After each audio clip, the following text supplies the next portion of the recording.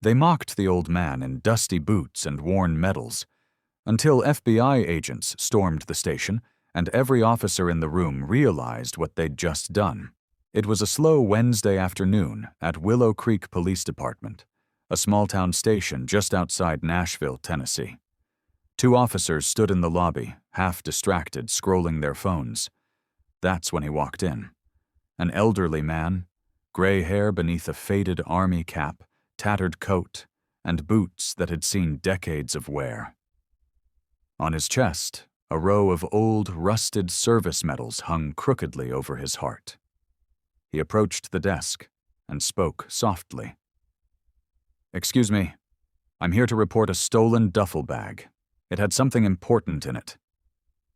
The younger officer, Deputy Mark, barely looked up. "Sir, you can file a report online." "I don't have a computer," the old man said. "And what's inside? It's not just mine. It belongs to the country." The second officer, Todd, chuckled. "Right. Let me guess. Secret documents?" The old man didn't smile. "Classified prototypes, from when I worked for the Department of Defense." Now they were both smirking. Mark rolled his eyes. "Sir, do you have ID?" The man fumbled through his coat. His hands shook. He pulled out a military ID, but the laminate had long since peeled away. "That's not real," Todd muttered. "Looks like it came from a cereal box." Within minutes, things escalated. They told him to sit down. He didn't. They told him to leave.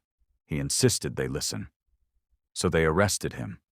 Right there, in front of two civilians who quietly filmed the whole thing. They laughed as they led him to the holding cell. "Bet you $5 he's gonna say he trained James Bond next." "I'll raise you. He probably thinks he's Jason Bourne."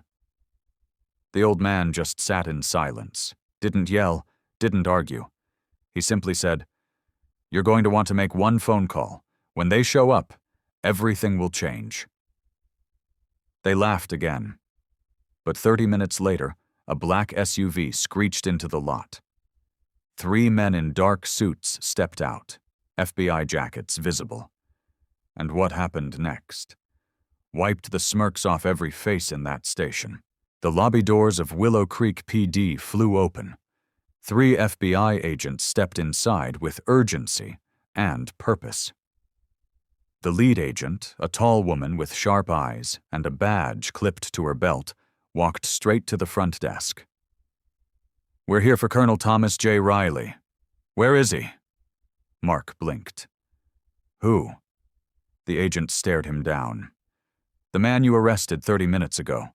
Medal of Honor recipient, former DoD strategist, helped lead Project Sentinel, the classified cyber shield program that protects this country from foreign digital attacks." Silence. Mark's mouth went dry. Todd swallowed hard. He said he lost a duffel bag," Todd stammered. "Claimed it had secret stuff in it. We thought he was just..." "Just a what?" the agent snapped. "A liar? A crazy vet? A homeless man who didn't look the part?" She leaned in. "That man has more national clearance than anyone in this building. You just cuffed a war hero and threw him in a cell like a shoplifter." They were speechless. The agent turned to the sheriff, who had just arrived from lunch. "Release him. Now, and get someone to find that duffel bag before the Pentagon calls next." Moments later, the holding cell door creaked open. Colonel Riley sat calmly, hands folded in his lap. No anger, no complaints, just quiet. "Sir," the sheriff said softly, "we're so sorry for the misunderstanding." But the colonel stood, tall despite the age in his bones, and replied, "You didn't misunderstand me. You dismissed me, because I didn't look like your idea of importance." He stepped out, nodded politely to the FBI agents, and walked past every stunned officer like a general walking through a line of recruits. Later that evening, a press release from the Department of Defense hit every major news outlet. Retired Colonel Thomas J. Riley, a key figure in the design and development of the U.S. cybersecurity shield, was mistakenly detained by local authorities while investigating the theft of sensitive material. He remains a respected national security contributor and Medal of Honor recipient. The headlines exploded. War hero detained in small town. FBI steps in. Medal of Honor recipient treated like criminal. Officers under fire. Back at Willow Creek PD, the atmosphere was tense. No one spoke much. The laughter from earlier? Gone. Then came the unexpected twist. Colonel Riley returned. Not with press, not with lawyers. Just a folder. He asked to speak to the officers. All of them. Standing in the briefing room in his old army jacket, he began calmly. I didn't come back to humiliate you. I came back to teach you something you clearly weren't trained for. He opened the folder and placed it on the desk. Inside were photos of him in uniform overseas, being saluted by troops in war zones, another of him receiving the Medal of Honor at the White House, another, less formal, of him holding a little boy beside a flag-draped coffin. That boy is my grandson, he said quietly. His father died in Iraq, my son. The room went still. I may look like a nobody now, he continued, but I gave everything I had to this country. So did my family. And if someone like me can walk into your lobby and be treated like trash, then how many others have you dismissed that didn't have an FBI team to back them up? One of the younger officers, barely out of academy, stood up. Sir, I'm sorry. We didn't know. Riley nodded. That's the problem. You didn't ask. 2 weeks later, a new plaque was installed in the Willow Creek Police Department lobby. Not fancy, not flashy, just black and bronze, hanging quietly on the wall where the arrest had taken place.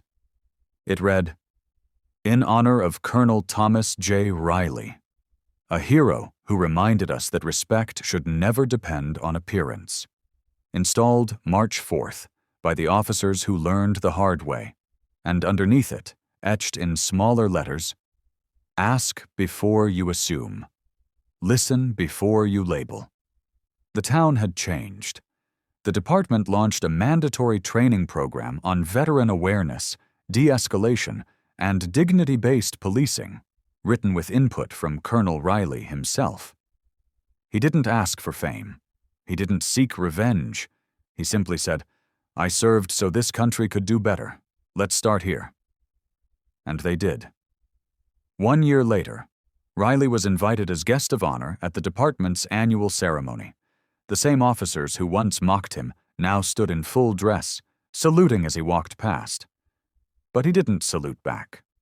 He simply walked over to the new recruits, handed each of them a pocket-sized card and said, This is the real badge. On it, the words, character before credentials, compassion before rank. Always.